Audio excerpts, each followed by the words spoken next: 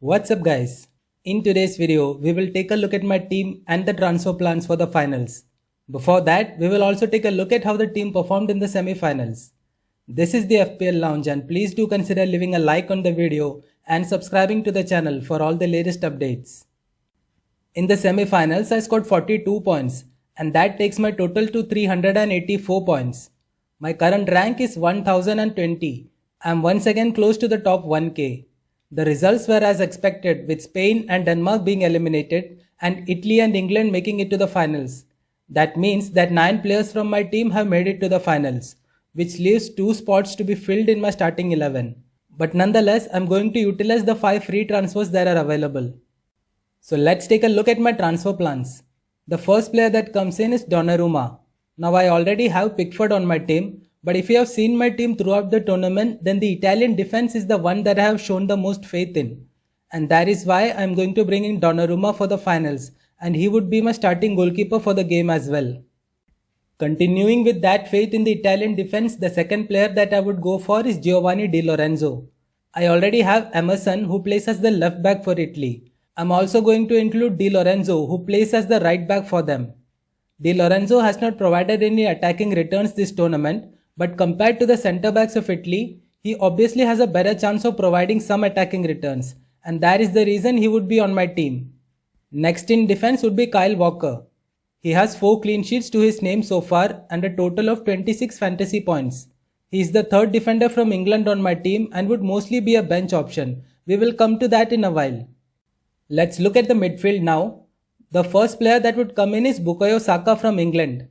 Now this is not a nailed on pick. This could be Sancho or Foden or even Grealish depending on who starts. I have picked Saka for now because he started the last game and he was quite impressive in that game. It was his cross that led to England's equalizer. The last player that would come in is Mason Mount. Now he is mainly on the team because he is on set pieces for England.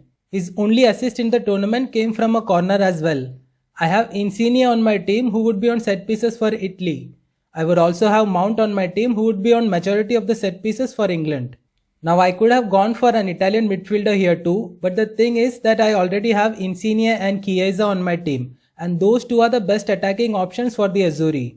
The other midfielders that Italy have are not very attack minded. Compared to them, someone like Mount or Saka would have a better chance of providing attacking returns. So this is how the team is set to line up. I would play a 4-4-2 formation. The reason for that is that both teams have been pretty solid at the back.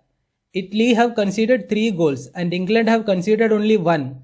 I am not expecting this game to be a high scoring one. So I am banking on one of these teams to keep a clean sheet.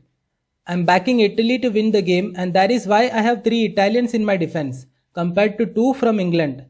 Among the England defenders, I would prefer Maguire over Kyle Walker because he is a huge goal threat from set pieces.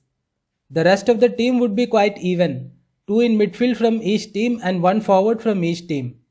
Now captaincy is a bit of a tricky choice here. Kane and Sterling are the most in-form players. England will have the home advantage as well. But after what happened in the Denmark game, the criticism they have received and the amount of hate they have been subjected to on social media, will they be in the right state of mind to go all the way and win it? I have my doubts. And that is why I would be backing Italy to win this game. And for now, the captain's armband would be with Insigne.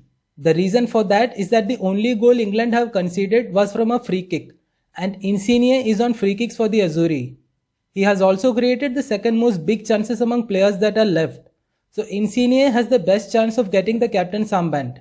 So that was my team for the finals. Let me know in the comments about your thoughts on my team and which players you are looking to bring in.